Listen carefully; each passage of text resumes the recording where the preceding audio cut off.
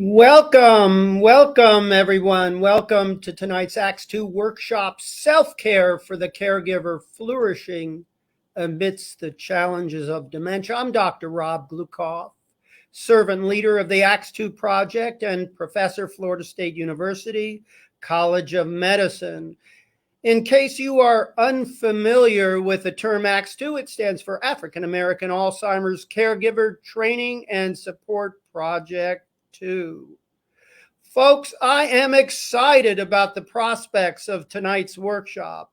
Our featured presenters will highlight the importance of self-care for family caregivers of older adults with dementia. They will provide information about warning signs of caregiver distress and suggest easy-to-use strategies to enhance health and well-being. Unfortunately, many caregivers receive little or no information from professionals about how to flourish amidst the challenges of dementia. Well, tonight, folks, we plan to fill this gap. Unfortunately, there has been a lack of information, but we are going to bring it tonight. Particularly important, you will hear firsthand tonight from a family caregiver the strategies she has used to uplift her emotional and spiritual well-being in the face of multiple caregiving challenges across the stages of dementia. Audience participants, please ask questions and provide input throughout the workshop.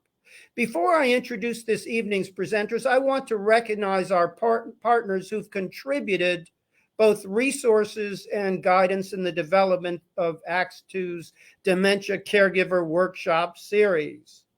Acts 2's primary collaborators are the Florida State Primitive Baptist Convention, the Florida General Baptist Convention, Florida Progressive Missionary and Educational Baptist Convention, the African Methodist Episcopal Church, 11th Episcopal District, and Florida State University College of Medicine's REACH project.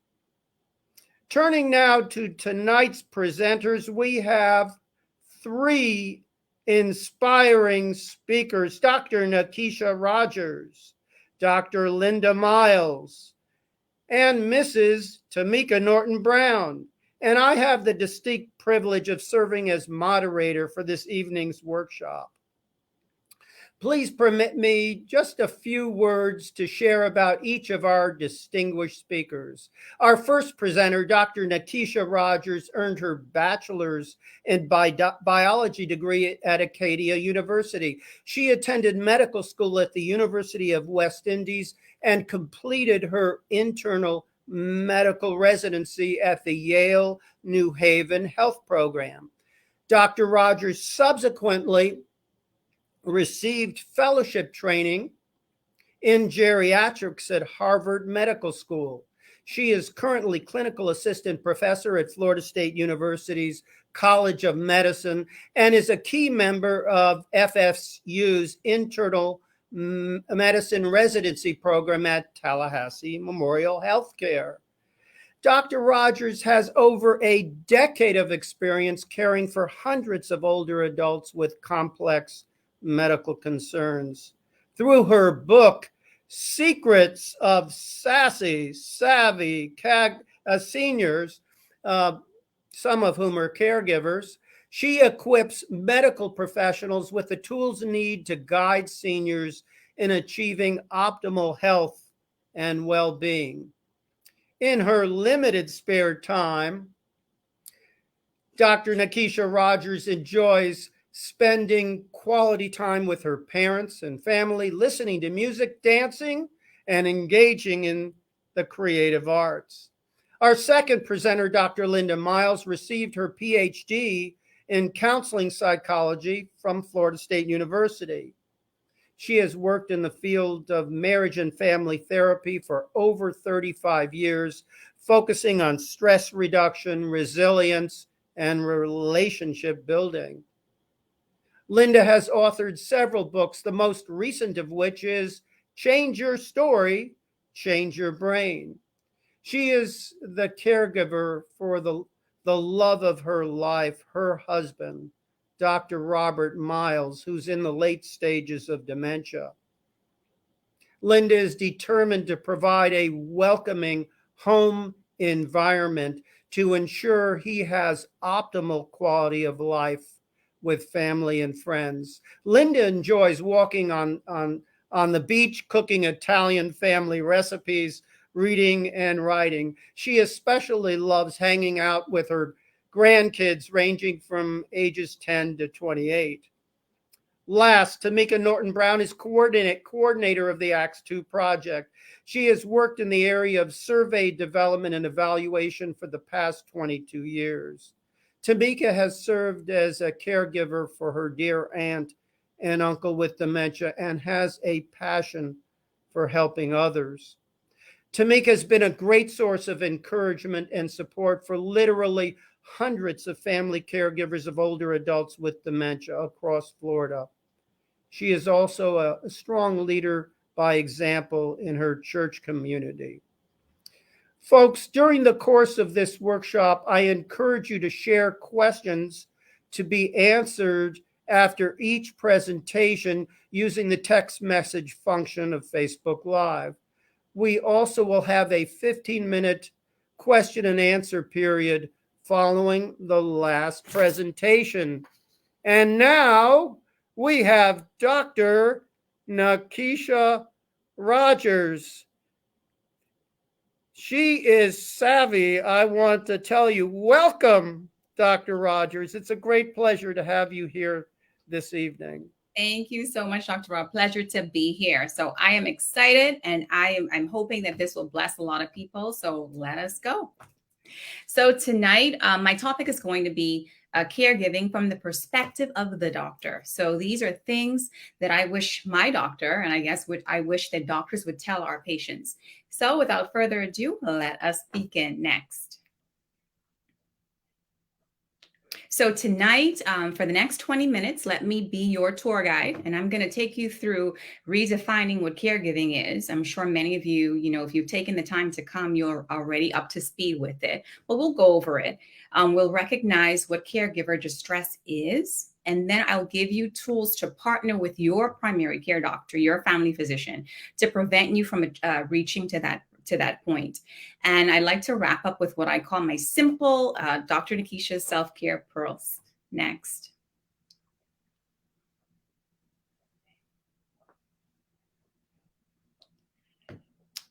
All right. So as Dr. Rob pointed out, I am an assistant professor, teacher, writer, just wrote my very first book.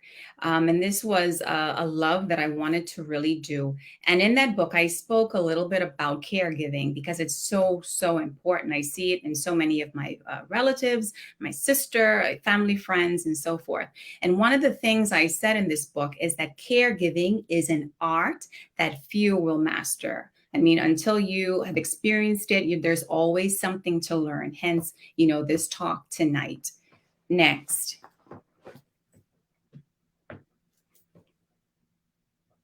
So what exactly is caregiving? In its simplest terms, caregiving is providing that emotional, that physical or even that financial support to your loved ones.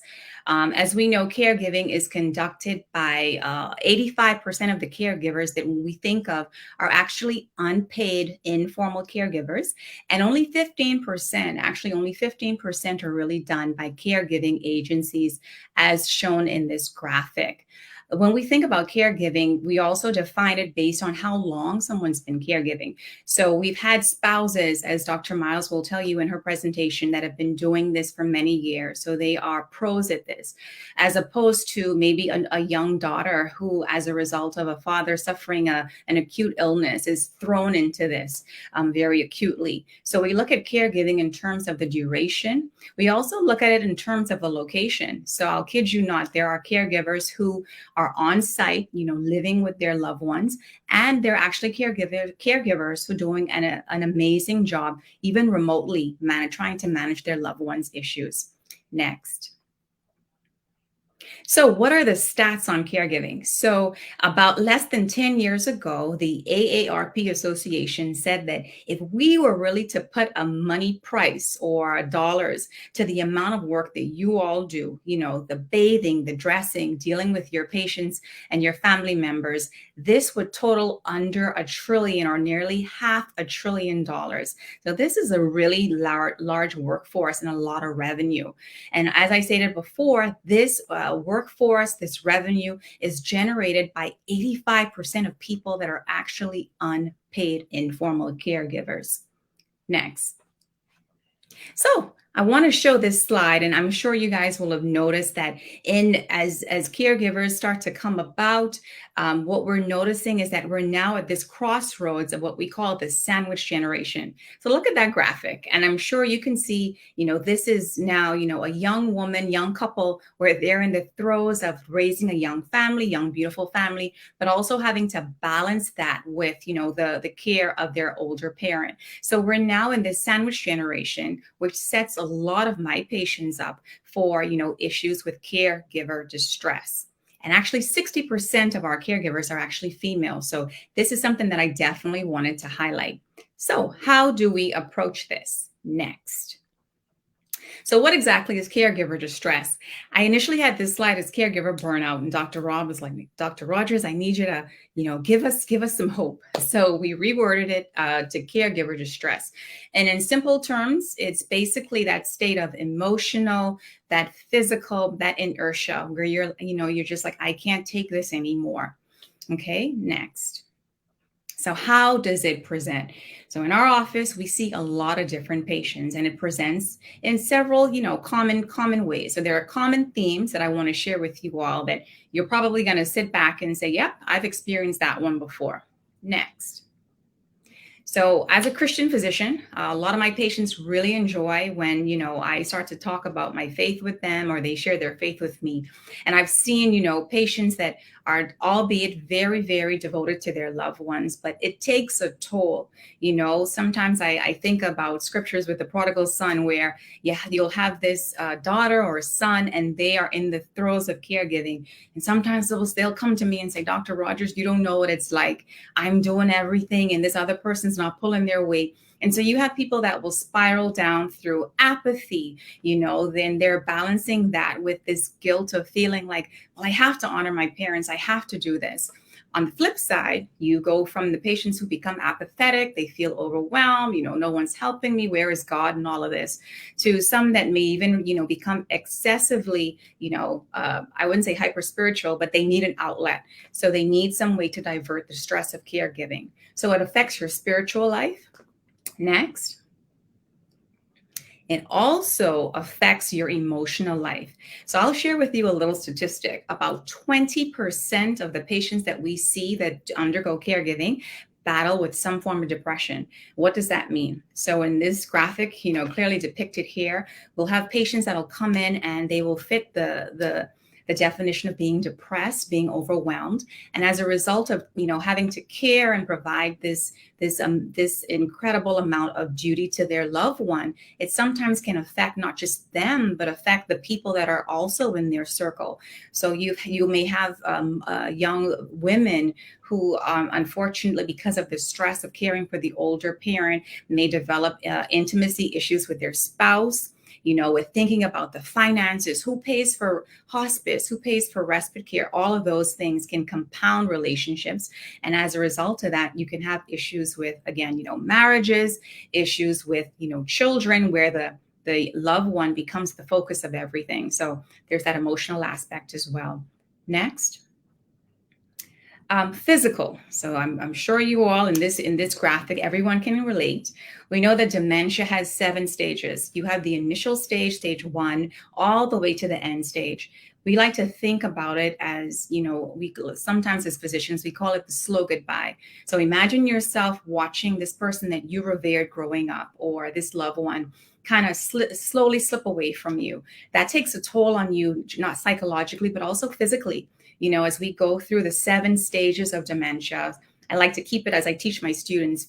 Stage 4 is, somebody that may have a problem balancing their checking account, whereas by stage 5 and 6, patients have difficulty dressing themselves, grooming themselves.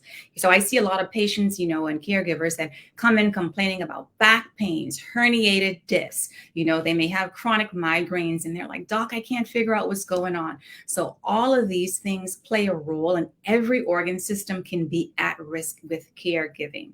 Next. So how do you partner? So how do you work with your primary care doctor and even your loved one's primary care doctor? So I'm going to give you all some tips. So let us go. So the first thing I tell all of my patients, be honest. There's no point in trying to shoulder and bear all of this load. You don't want to implode. You don't want to have these issues build up and have effects on your mental and your physical health. So confront your emotions. Find a doctor that you can build rapport with. Find someone that you're able to be very honest and very blunt and authentic with, and confront them and just tell them, this is how I really feel. If you don't say it, no one is able to give you the help that you need. So speak up. Next. Start a journal. So I love to write. As Dr. Rob says, I love the creative arts. So I want you to kind of think of using this journal not only as a cathartic medium, but also use it for ways to take information back to your primary care doctor. So specifically write down the things that, caregiving may have affected in your physical health. You may, for example, say, what, I've noticed that because, mom's getting up several times through the night, I'm not sleeping as much. I'm noticing that I'm stress eating now. I'm noticing that I'm not getting as much rest as I should. You want to write down specific things so that your doctor can focus on developing a schedule for you, and so that we can find ways to, target behaviors that can be deleterious to your health. So get that journal and start writing. Next. Get support. I cannot tell you, we are here to help you, and there's so many screening tools that we will use with you. If you tell us in the last 2 weeks that you've been feeling sad, you've not been enjoying life, we do simple screening tools. The one that comes to mind that everybody probably has heard about is that infamous PHQ-9 that you'll do in that reading room. So we'll give you 2 questions, like in the last 2 weeks, have you been feeling sad or depressed? If you score a 3 or higher, then we'll do a more detailed screen, call it PHQ-9, where we ask you 9 questions about your mental health. If you have issues with anxiety, we will do something called a GAD questionnaire. And we also have a Zarit burden caregiver burden scale. So doctors actually have these things in their offices. So please speak up, because there's tools that we can use to screen you. Next. I cannot tell you how much this slide is so important. Schedule your wellness exam. I tell people all the time, as much as you want to help your loved one, if something happens to you, then you're not going to be able to help anybody. So keep up with your age-related screenings. We are big on preventative care. If you're 45, get your colonoscopies. If you're over 40, start your mammograms. If you're going to be doing a lot of lifting, and I've seen it before, accidentally people falling as a result of trying to lift their loved one, make sure that you're getting your bone densities. Regardless of your stance on vaccines, speak with your doctor. But in everything, get your eyes checked yearly. Just make sure that you're keeping up with your wellness exams. And also, if there is a nagging pain, I know a lot of my patients tend to say, oh, I can't make it. I have to take care of so-and-so. But you don't want an acute pain to spiral into something more significant. So please even make your acute visits. Next. Know your numbers. So I'm a big proponent of Hosea 4 and 6. I believe that people perish for lack of knowledge. So I'm all about learning and applying that knowledge. So I tell people, know what your baseline blood pressure is. If heaven forbid you're rushed to urgent care and you've never been checking it, you won't have an idea of if this is normal for you or not. Know your basic blood pressure. Know what your heart rate is. Sometimes if you're stressed out, you may end up going into what we call SVTs or arrhythmias, where your heart goes extremely fast. That can be dangerous. So, on the way picking up that medication for your loved one, stop into Publix, go in and let them, check your blood pressure and your heart rate, but stay on top of your numbers. If you're diabetic, know what your general A1C should be. It's so important that you stay on top, because if something's out of whack, you have a baseline reference level. Next. So what are my self-care tips? So I like to keep things simple. I always tell my students, keep it very simple. So Dr. Nakeisha's self-tip number 1. Next. Communicate, communicate, communicate. We want to hear from you. Trust me, when I'm on the ward and I'm admitting patients with my students, the thing that we look for, we love a caregiver that is involved. So remember that you have the right to be notified about, status updates on your relative. If your relative is admitted and you are the caregiver, we need to hear from you. So, make sure even in the primary care visits, their PCP, that there's a backup demographic person in case you're not going to be around. Make sure that you're clearly documented in the demographics. If your loved one is admitted, make sure that that you're able to provide information to the caring team. Make sure that you're involved in any changes make sure that you are involved in any status changes. So if they're going to make decisions about discharge, about, social work, physical therapy, make sure you have a voice in that. And 9 times out of 10, the rounding team, the hospitalist team, we want to hear from you. So communicate clearly with the care team. Next, tip number 2, bind it to find it. I cannot tell you, we've all been there. I will be honest and transparent. I've had issues sometimes where I would forget to, put everything together. But, should something happen to you as we, traverse the stages of dementia, as dementia proceeds and you have to maybe, make more frequent visits to the emergency room, although we hope to avoid that, it is so important to make sure that you bind these things together, because you don't want to be frustrated and flustered and, you're looking for insurance cards, you're looking for the pharmacy names, you're looking for the last emergency room visit. So, get a folder, put it together, speak with your loved one's primary care doctor, and just kind of make sure that they can, give you a brief summary, a synopsis of updated medications and so forth, so that you can have in a quick folder that if something were to happen, you've got your folder and you're good to go. Because all of that can cause you to be flustered, can cause you to be stressed out. Next. Tip number 3. So we live in a very high-tech age. And one of the things I like to tell my patients is that you have to utilize technology. And I tell caregivers. So I want to just put a plug in for a Mike, Mr. Michael. He's actually locally in Tallahassee. And he has an amazing app called Care Trainer. You can find him at Mike at Care Trainer without an E. And he's able to kind of guide you in selecting, the proper caregivers for your loved one. So utilize technology in helping you through the care of your patients. Next. Tip number 4, I always tell people you cannot do caregiving alone. Caregiving is an art that few will master, and you can't go this alone. So reach out to people. It's okay to say, no, I can't drive this person, do transport, as well as manage medications, as well as, do ADLs. So it's really important that you assemble your tribe. I just met a family recently, and I was so impressed on the way they had their people set up. So the daughter told me, hey, Dr. Rogers, I'm the director of transport. My sister's the director of medications. And it was really cute, but really catchy, but they were so organized so that one person didn't get the burden of caregiving. Next. And tip number 5, as we wrap up, I always tell people to remember why you're caregiving. We want you to live and enjoy life and enjoy these precious moments each day, each hour, each second with your loved ones. So reframe your mindset and just focus on, you could turn a doctor's visit into, we're going to spend a day together with my mother. I'm going to spend a day with my father. I have one of my caregivers, along with my sister, one of my caregivers in the Bahamas. His name was Ravi, and he would take his mother. He would make their visits like a day out. They would go for a ride and they would go for ice cream later and so forth. So it became less of, another doctor's visit, as opposed to, this is a day I'm going to take my mom out. We're going to spend some quality time together. And another thing too, this can be, I've seen patients and caregivers, more importantly, rediscover their purposes.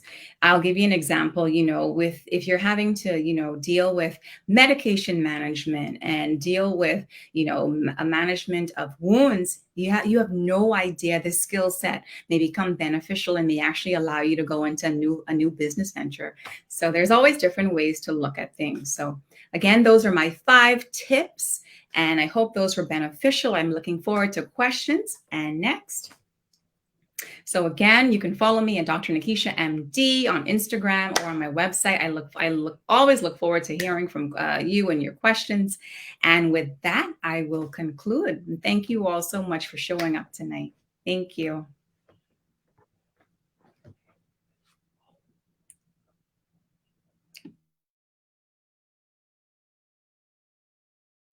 Sorry about that. Senior moment. Wow, that was really a powerful presentation. And I just love the way the art, the mastery that you have in making the complex simple, having those 5 pearls from Dr. Nakeisha Rodgers at the end was so helpful. Question for you. It's a personal question. Would that be all right? How has your faith in Christ guided your practice in working with dementia care partners who are persons of faith? Oh, that's a very good question. I think for me, I start my day in prayer. And so I'm always trying to be, as people go through the throes of dementia, they tend to lose their ability to communicate, but they're very perceptive still. So that being able to really pick up on body languages and being able to really sense what they're trying to say, I think has been so important. And really still valuing them as a person. It just continues to be something where I use my faith to minister to the family as well as to care for the patient. Hope I answered that. Thank you. And we have an affirmation for you, Dr. Rodgers, from dear Stephanie Whipple. Thank you, Stephanie. This was such great information. Thank you, Stephanie. So helpful. I have another question for you as well. Just building on what you said before about the warning signs for caregiver distress. Why is it so important that family caregivers would be tuning in to such warning signs? Yeah, that's a really good question too, because I think if you're not in tune with how your body's doing, a lot of times, you cannot direct the care of the loved one. And I've had, patients where, this one person is doing everything for the patient, and then something happens to that caregiver. And as a result of that, the care spirals out of control. The patient ends up maybe in a long-term facility, and it didn't have to happen. So it's really important for the caregiver to also get care. In fact, with my students, I make it a point to have them ask the wife, ask the daughter, how are you doing? So they don't just focus on the patient, but they always end by asking that question. Another affirmation from dear Hattie Mary Young. Thank you, Hattie Mary Young. Excellent tips for the caregivers. Just wanted to let everyone know that we will be meeting as a panel following the 3rd presentation. So we will have a set of opportunities to ask questions to Dr. Nakeisha Rodgers. Here we have another affirmation. Excellent presentation with pearls of wisdom from real life experience. Well, you bring it, Dr. Rodgers. We thank you. You're welcome. Thank you. Blessing to have you aboard tonight. And now, folks, we have Dr. Linda Miles. Welcome, Dr. Miles. It is just a privilege and an honor to have you aboard with us this evening for Facebook Live with Acts 2. And it's a privilege to be working with you. And I want to thank all of you for what you do for caretakers, for understanding the stress that we're under. And Rob, I want to begin by saying that I've been a therapist for a very long time, but now I'm a caretaker. And my husband is in stage 7 of dementia, which means that he can't walk, has trouble expressing himself, becomes delusional. So I have such feeling for the people who are going through this and for what it takes.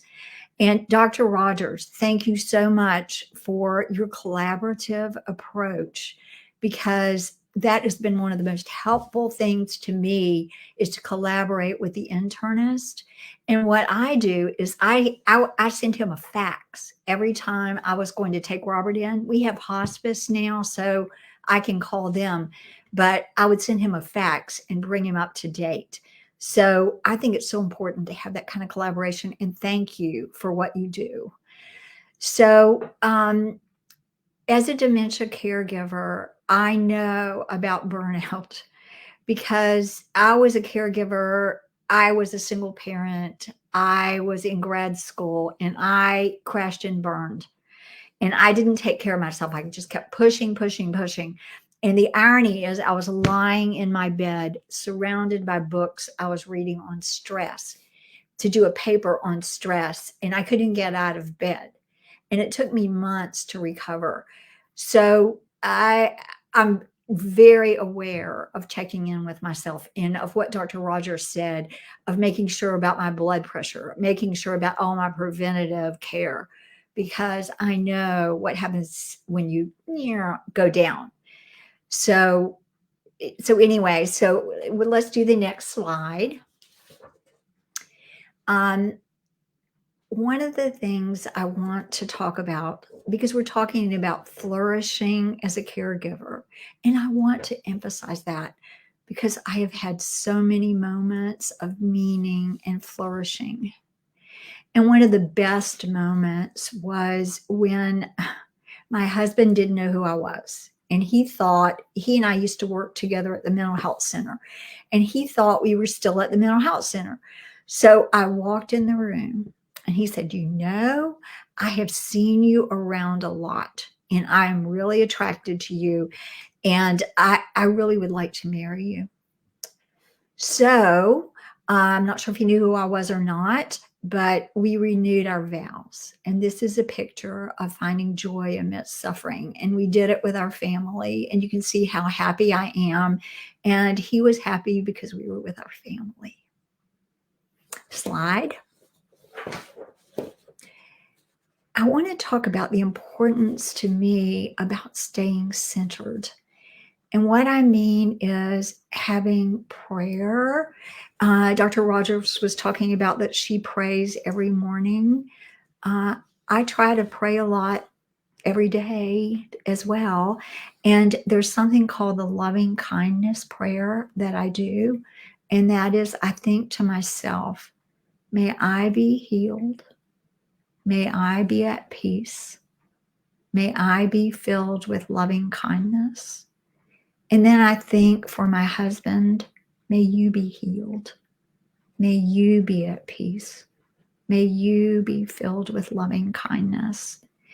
And healing, we don't know what that looks like with a higher power, but I'm sending good feeling and prayer out to him as well as into me. So the reason I have this picture is because I want you to picture in your mind that there's a center lane and that there's two lanes off to either side. And the lane off to the right is going off into the future. The one on the left is going off into the past. So very often as a caregiver, we get derailed. We get in some bad neighborhoods when we take those exits. So we go off into the past and we're like, why can't it be like it was? Why can't he be back? Why can't he understand me? I had a pity party, and all of us have meltdowns. I had a pity party meltdown when I thought, why can't you be a doctor who understands I don't feel well? Because I didn't feel well that day, and my husband was a doctor. Well, that's ridiculous because he doesn't know what day it is. So I brought myself back to the center lane. What is going on now, and how do I cope? The other one is off into the future. Oh no, what's going to happen? What's going to happen to my finances? What's going to happen to my life? What's going to happen to this, to that? You keep bringing yourself back to a centered place. And one of the ways I do that is I picture myself as a container for God to show up in. And I ask for the Holy Spirit to help me stay centered. Next slide. You know, I feel like if you want to flourish, you can ask yourself the question, do I become bitter or better? And this is a picture of a gentleman who's leading his wife, and someone asked him, why do you always lead her around on these walks? She doesn't even follow you. She doesn't know who you are. And he said, yes, but I know who she is. And we need to keep that in mind. Okay. Next slide. Okay. These are the stages. And Dr. Rogers also referred to the 7 stages. So I want to focus on the last stages, partly because I am so clueless that it was stage 4 before I really knew that my husband had dementia. Like many people, and let's look at the next slide. Like many people in stage 4, he's smart. He had such good reasons why he forgot things, why he went to sleep in the middle of the day, why he got lost. He always had these like convoluted good reasons. So sometimes we don't see it till it's late. So I would tell other people to be aware of the signs and don't be dumb like me and just think, oh, okay. Start to make plans. Figure out how you're going to stay in your lane. Figure out what your support system is going to be. Have plans in place. The other thing is, I spent more time going, don't you remember? Don't you remember? As if he did. So save yourself that frustration. They don't remember. When they're stage 4, they don't remember. And save it. Okay, let's go to the next slide. Now, that's where things really start to get moderately severe. That's when, boy, my husband got really delusional. And in order to flourish, I collaborated with my doctor. And I said, what are we going to do? He's delusional. He's getting kind of violent. And by the way, watch your safety, because I knew from working in a psychiatric hospital to always have the door behind me, and so that I could get away if I needed to.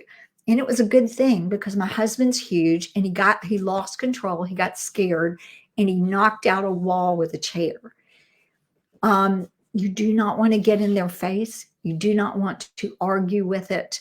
You want to send notes to your doctor. You want to distract them.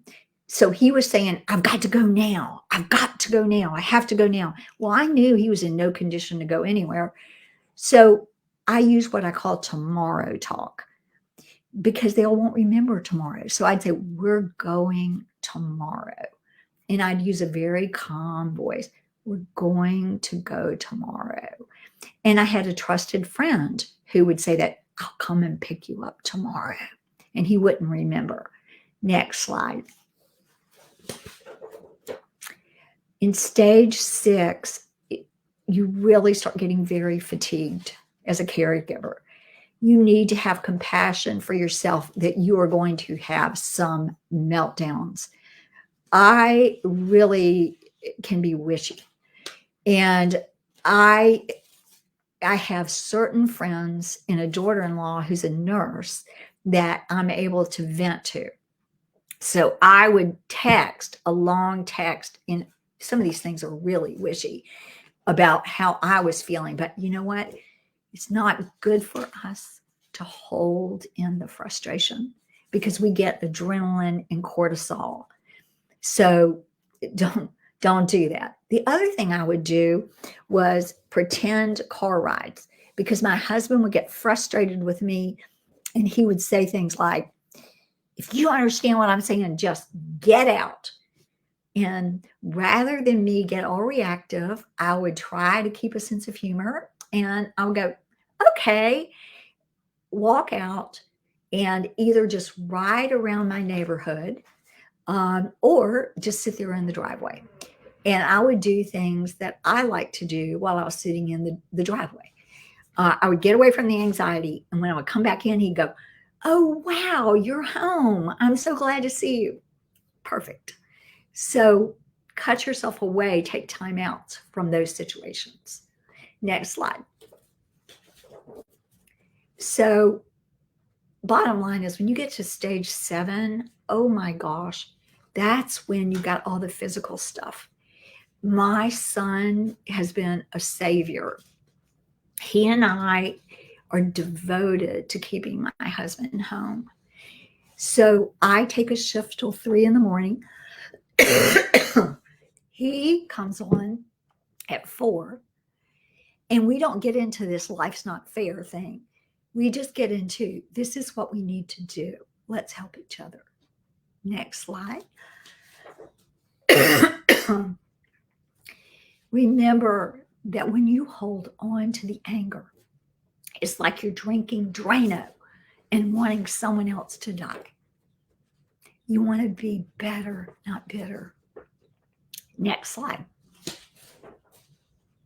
Now, one of the ways I flourish is with a sense of humor. You've got to have a sense of humor in all this. One night, my husband told me we had a turkey in our room. A turkey, okay? It wasn't even Thanksgiving. So what did I do? I walked out and said I was taking the turkey with me. And he believed me. I said, I'm the escort of the turkey. I will escort it out. So you get creative and you can be playful with it. You don't want to laugh at them. I was very serious. But inside, I'm thinking, oh my gosh, I'm taking out a turkey at 3 a.m. I'm scared of turkeys. So anyway, the other thing is he wanted a gun. Well, that wouldn't be a good idea. So I went to Walmart to get a toy gun that looked like a real gun. And I had the best time because you know how hard it is to get someone to help you in Walmart? People were running around trying to help me find a toy gun because they knew why. Watch out for your safety. I talked about that before. I want to emphasize that again. They don't mean to be dangerous, but they can be. Okay, next slide.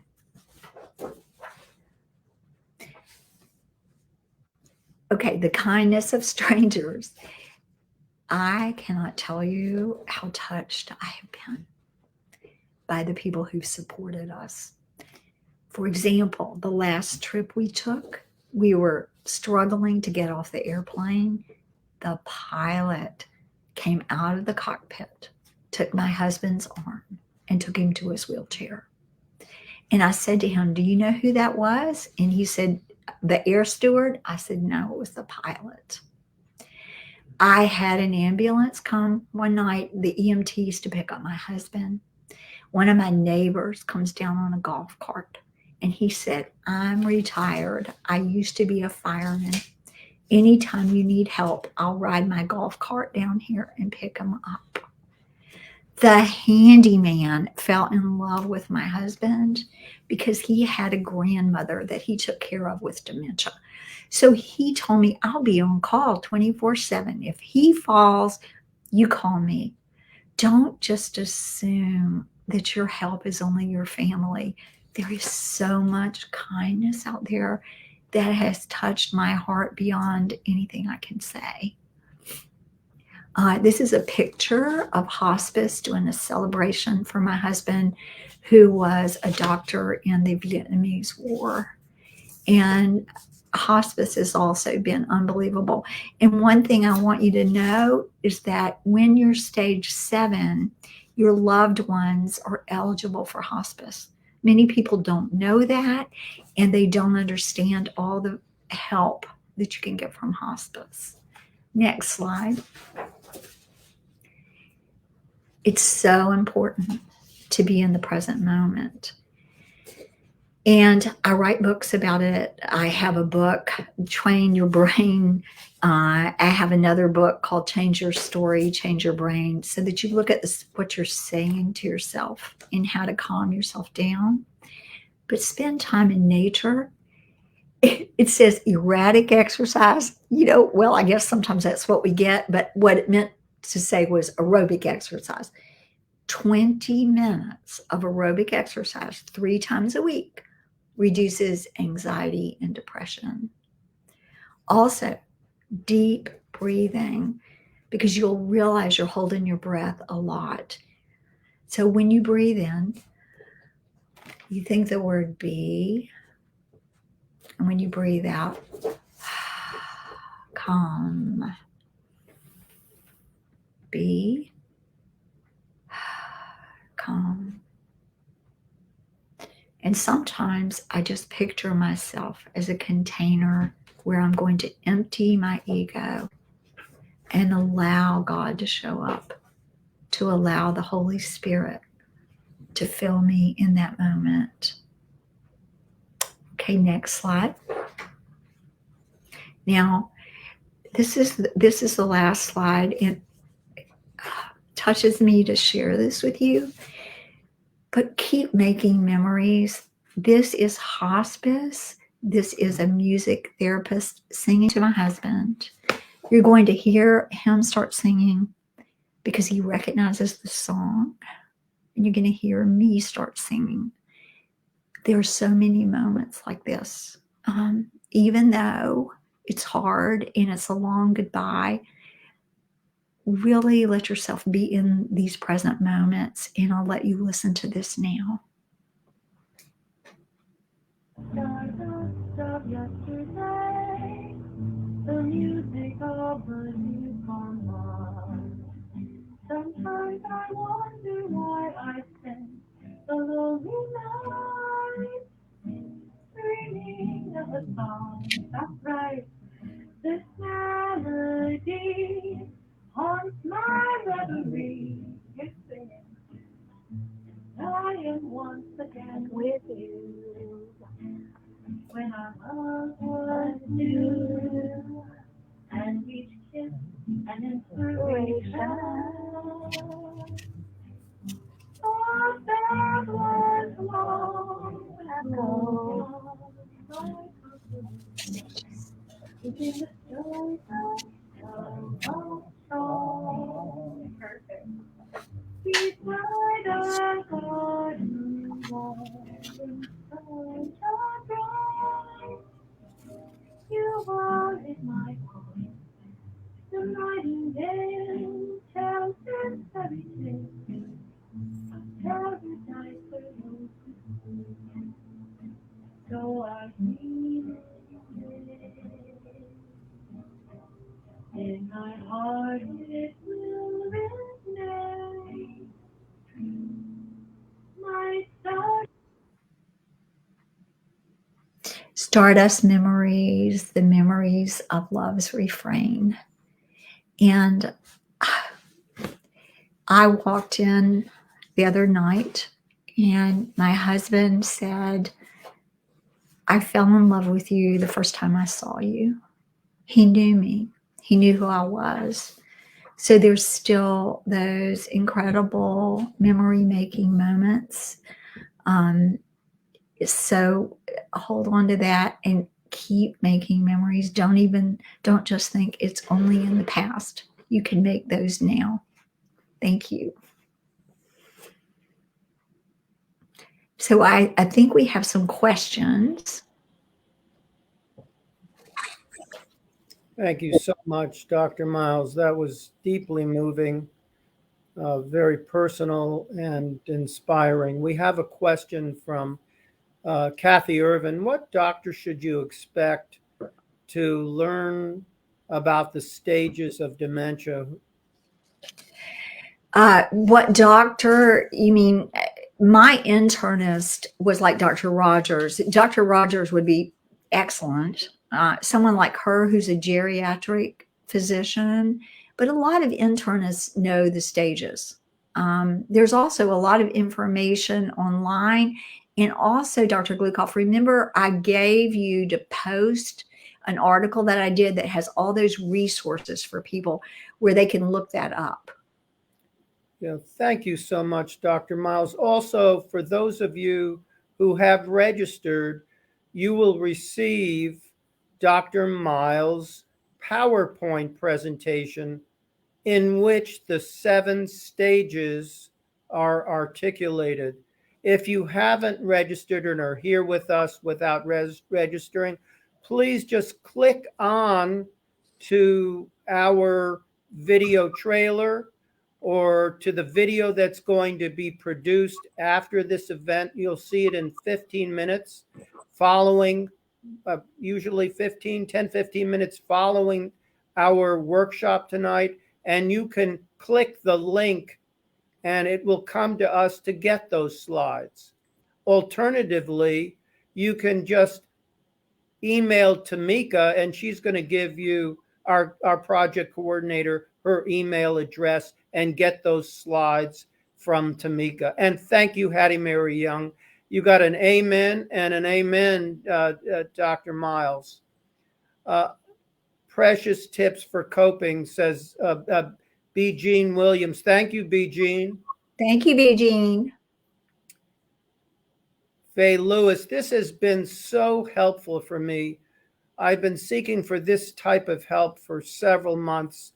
You have given me so much information. Thank you so much. God bless you, Ms. Faye Lewis. God bless you. I have a question. Oh, okay. Thank you for Mazetta Foreman. Awesome. Thanks for sharing. Amen to that. Thank you, Mazetta. Real quickie question, and then we'll move to Acts 2 project coordinator Tomeka Norton-Brown.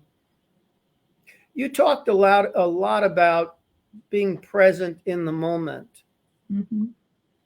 That's a challenge for some of us, especially if we're struggling in the moment, so to speak, and feeling anxious or harried. What do you suggest that a caregiver would do to increase the probability of focusing in on that beautiful moment in that time with their loved one with dementia, to be fully capable of imbibing the beauty of it all? Well, there's a saying by a neuroscientist, Dr. Drevitz, that in the brain, practice makes permanent. So you need to practice calming down when you're not in that situation. So when I talk about being a container for God to show up in, I go practice that on my own, so that's something I can drop into. I practice being in the center lane a lot of times on my own, not when I don't wait until I'm really tested, because then a lot of times, honestly, Dr. Glukoff, I have to get time out because, like I said, I can be really witchy. And so I don't want to say what I feel like saying, which I could have said if he was okay, but it's not anything you want to say to someone with dementia. Like, why don't you listen to me? Things like that. So the bottom line is it's a practice. And the more you can go take walks and just focus on nature, or pull in and just focus, even if you just focus on your body, or put your hand on something and just feel your hand and pull yourself into the present moment. There are tons of mindfulness practices. In the book, Change Your Story, Change Your Brain, I have a whole bunch of practices. But there are a lot of practices, but it's like anything else. If you're going to go play football, you better go practice. Well, on that note, I think we're going to pass to it. Hopefully, we'll go over the goal line with Mrs. Tomeka Norton-Brown. Thank you so much, folks. We will have a question and answer period after Tomeka's presentation, so please don't leave. Join us for that panel discussion.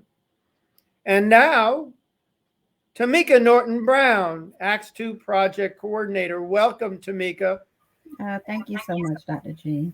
What I am going to do is to provide information on our Acts 2 caregiver program. We've heard a lot tonight about, things that can be done to take care of self and being the container to be filled. And so what we're going to do is talk about some resources that are available to caregivers in the community and across the nation. Next slide, please. Okay. I'm going to give information on our Acts 2 Caregiver Project.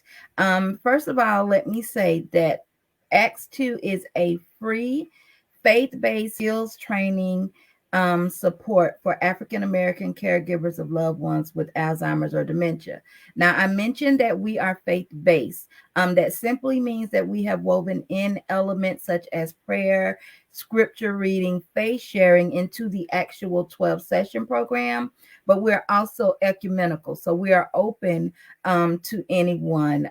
Professing a particular faith or no faith at all would not prevent a person from participating in our program.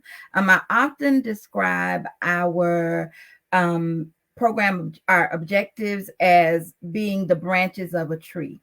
So on one branch of that tree, we have the dementia awareness presentation. So number one, increasing dementia awareness and knowledge through presentations and workshops through faith community and elder care venues, as well as through social and print media. That is available for free. As I said before, we provide all of our services for free. Secondly, we provide brief telephone-based problem-solving consultation and referral services to African American dementia caregivers and other stakeholders. For those brief telephone-based problem-solving consultation and referral services, those are open to any person, regardless of race. So you don't have to be African American to have the benefit of those problem-solving consultation and referral services. And that is available to anyone in the U.S. So that's the branch of the tree that is available to everyone. We also deliver what you'll hear me describe in a moment, our 12-session program, which is faith-integrated skills training and support to distressed African American caregivers of older adults with dementia. And as I said before, that's our 12-session program, which I'm going to describe, that is only for African American caregivers within the state of Florida. Next slide, please. Okay. On our 12-session program, it includes 7 group skills building, so 3 persons in a group, and then 5 individual sessions. And it's important that there are those 3 caregivers in a group because they get the opportunity to learn from one another, to know that they are not the only ones who are going through it. And it's building that sense of community among those caregivers. We are free. We're telephone based. So all of our sessions are delivered weekly over toll-free telephone by trained lay pastoral care facilitators. And when we refer to lay pastoral care facilitators, those are basically lay persons from the community, faith community, that have either been nominated by the adjudicatory leaders or persons who might be watching this workshop tonight and decide, hey, this sounds interesting and I would be interested in delivering the sessions. They are trained to be able to deliver the modules to our caregivers. In those individual sessions, so those 5 individual sessions with the facilitators, it will focus on goal setting and problem solving to address concerns identified by the caregivers. The majority of the time, the caregivers do come into our program with 2 or 3 things that they would like to work on. Sometimes they are caregiving related goals, or sometimes they are personal goals. And the facilitators actually work with them so that they can come up with goals and strategies to make progress, toward those concerns. Next slide, please. The contents of our skills building modules. We have 6 major components. The first is an overview of the basic characteristics of the dementias, or what we refer to as Dementia 101. There is relaxation training that's combined with calming prayer and or meditation. I often talk about the myth that relaxing is just getting in your favorite chair, kicking off your shoes, and all of a sudden you're relaxed. When in actuality, there is an entire process of having mind, body, and spirit enter into the state of relaxation. And we train our caregivers on how to actually relax. We also teach them the skill of effective thinking about the challenges of caregiving that are coupled with scripture, just helping them to change the way that they think about their caregiving situation. Next slide, please. We have my favorite module. I refer to it as the me time module, which is building in pleasant daily activities as a guard against emotional distress. So like taking in some of the tips that were provided tonight, just being able to negotiate, 15 minutes so that you can get away and take a walk or listen to whatever your favorite type of music is, listening to gospel music. We actually teach our caregivers in the program the skill. You would think that it's automatic that we know how to take me time, but we actually don't. It's a skill to be able to negotiate taking that time that you need for yourself. We also work with them on communicating effectively, not only with their care partner with dementia, but with family and health professionals. And then lastly, developing those effective problem-solving skills through personal goal setting. Next slide, please. Okay. Here are some dementia care resources that are available. There is the Alzheimer's Association, the Alzheimer's Foundation of America, the Florida Department of Elder Affairs, the Elder Helpline, Elder Care Locator, and the Alzheimer's Disease Education and Referral Center. Next slide. Okay. How can caregivers or interested stakeholders contact Acts 2? There are multiple ways to contact us. You can learn more about us by telephone, email, or through the web. We have a toll-free number. That number is 1-866-778-2724. My local to Tallahassee cell phone number is 850-274-4945. And if you call that toll-free number, it will also roll to my cell phone. My email address, tnnorton@fsu.edu. And I know Dr. Glukoff mentioned earlier that if you were not able to pre-register and you would like to receive a copy of any of Dr. Miles's presentation or any of the Acts 2 information, you are more than welcome to reach out to me either via email or you can send me a text or give me a call. We also have here on our Facebook page, Acts 2 Caregiver Project. You can send us a message here and we will respond. The last thing that we're going to do is we're going to give you a look at our website. That website address is www.acts2project.org. And if you would please bring the website up.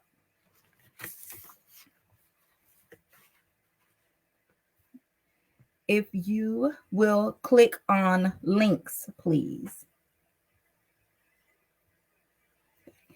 Here on our page, the links page, we have links to useful resources, not only in the state of Florida, but nationally as well. Sometimes it's hard to even know where to begin. So if you come to our website, hit links, and this will provide information for you. If you will click on caregiver resources, please. On our caregiver resources page, we have things such as prayers and readings, so like a caregiver's prayer. We also have information on the basics of dementia. There's information on caregiver skills. Once again, lots of very useful information that can be found by visiting the caregiver resources page on our website. If you will click on donate, please. If you would like to learn more about how Acts 2 is funded or ways to support Acts 2, we are primarily funded by grants and private investments. You can feel free to check the information out there. And if you're interested in becoming a donor, information is on this page on how to accomplish that as well. And lastly, if you would click on sign up. This is another way that you are able to reach out to us. You can fill in your information here, or even if you just have a question, and it will route to my email address on the sign up page. There is also a repeat of our contact information. That concludes the Acts 2 website tutorial. What we're now going to do is to bring everyone up so that we can have our panel discussion.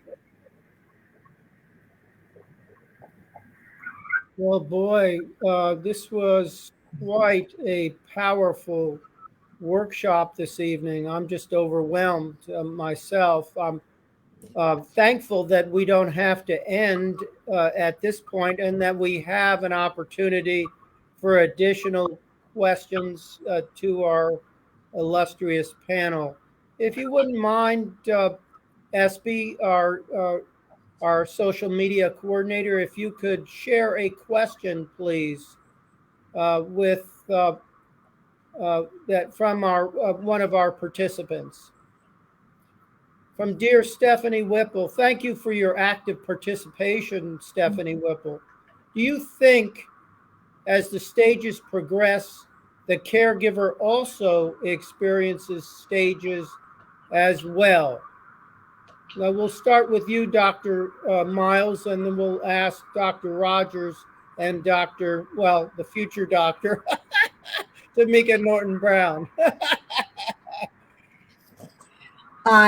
Actually, that's a really good question, because I haven't seen much literature around that, around the stages.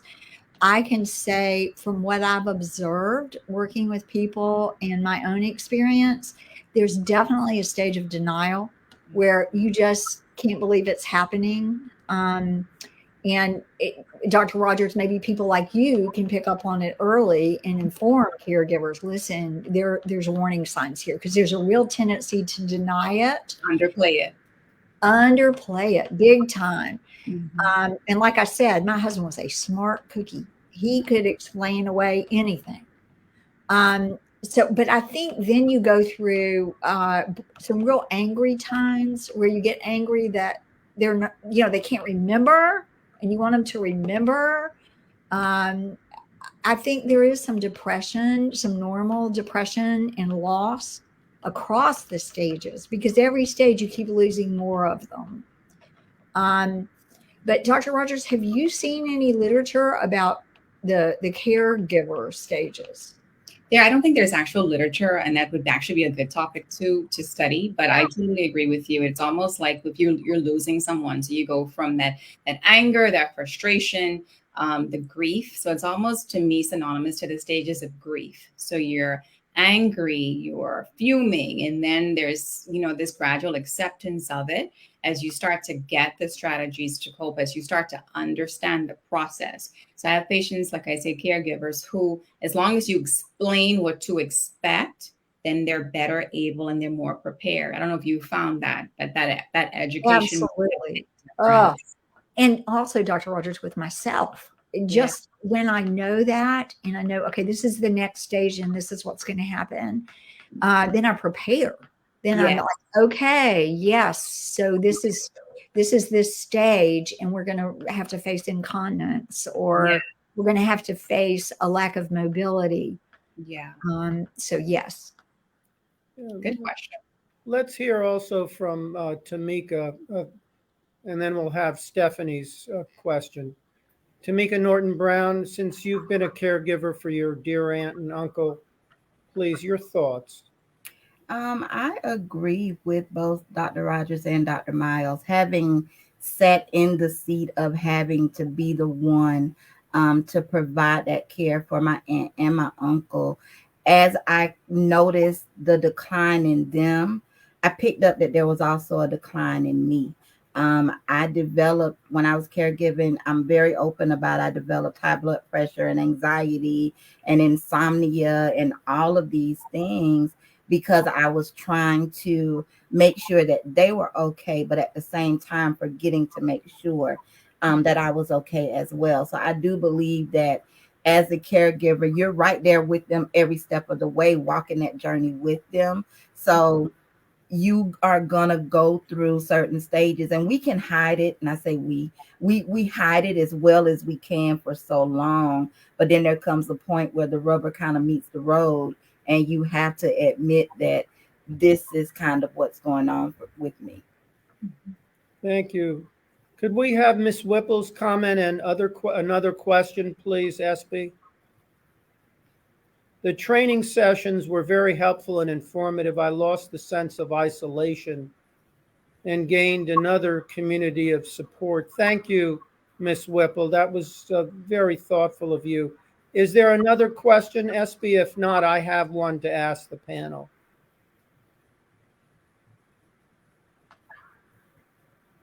Oh, I'll just go ahead. And this will follow from Miss Whipple's comment. For each of you, do you have suggestions for care partners of older adults with dementia in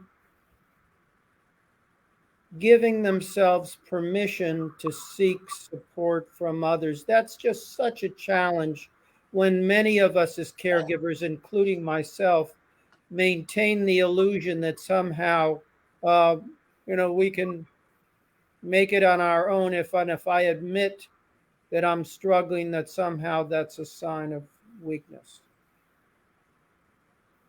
I guess I could start. I think it's really important to, I think I kind of touched on it a bit. So when we're in the room with the patient, one of the things I have started, really hounding on with the students is, before you end this encounter, ask the caregiver, because sometimes the caregiver is just sitting there and they're feverishly writing down everything we're saying. And, when I tell the students, like, if we give the best care plan, but this person in the room is not addressed to see how they're doing, this care plan is just going to go up in shambles. So it's really important to, speak to the caregiver. And I always ask them, do you have a doctor? When's the last time you've seen your doctor? And you'll be surprised, that simple question, they really recognize that, my loved one's doctor is actually respecting my role in this relationship. So just that simple question, I think, is really profound.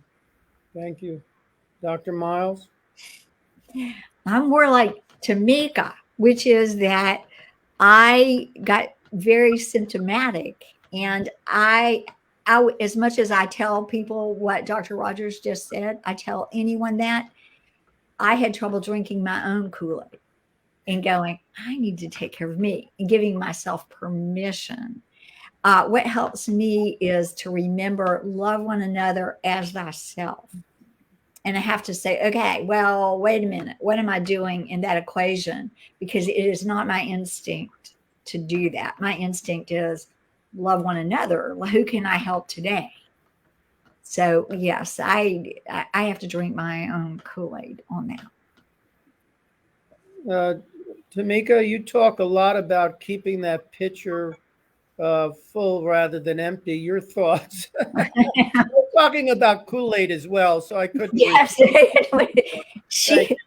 yeah.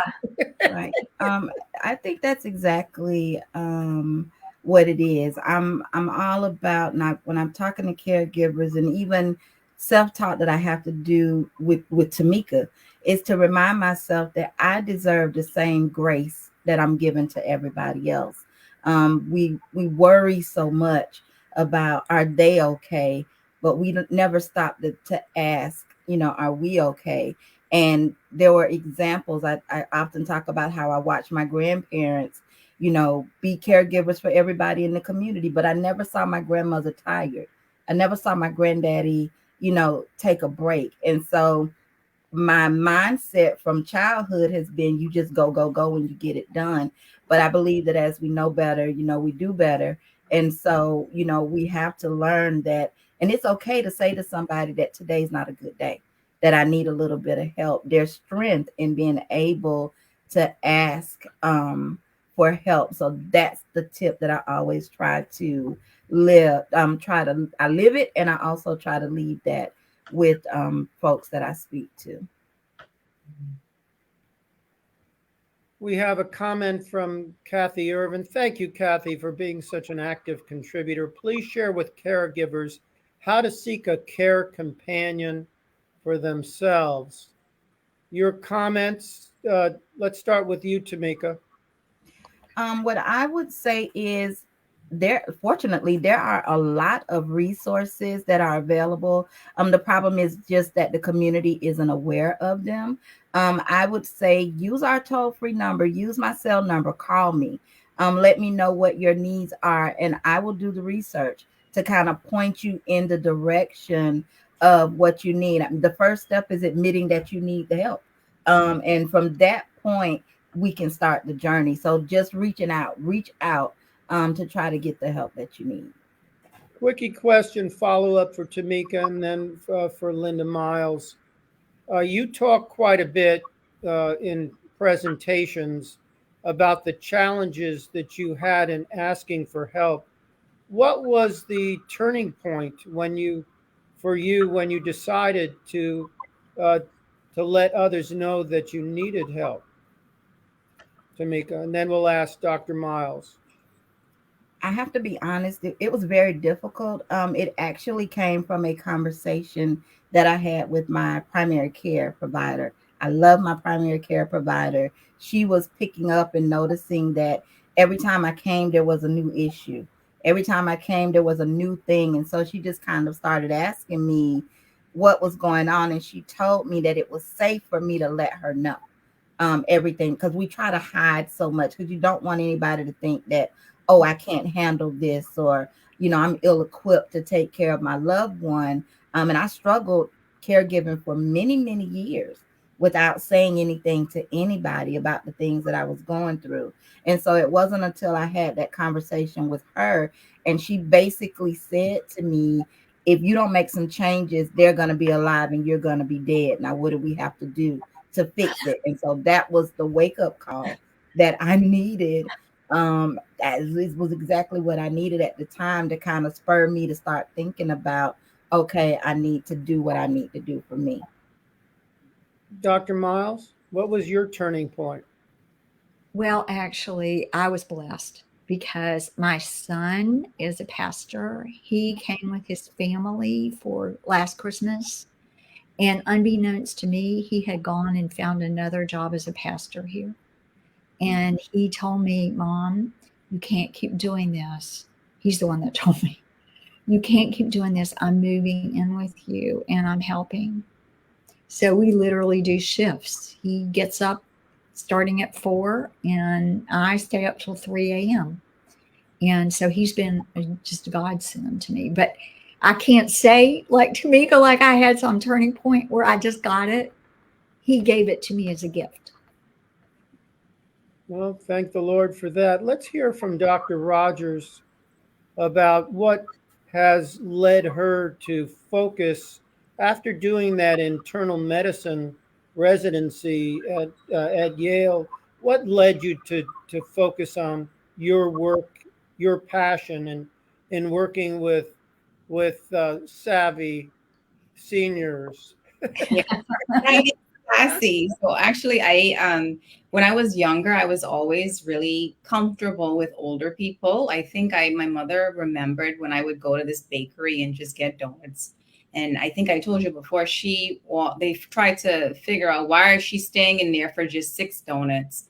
And it was because it was owned by this elderly couple. And I think all throughout my life, God gave me these little eureka moments where I just always had this comfort talking to seniors.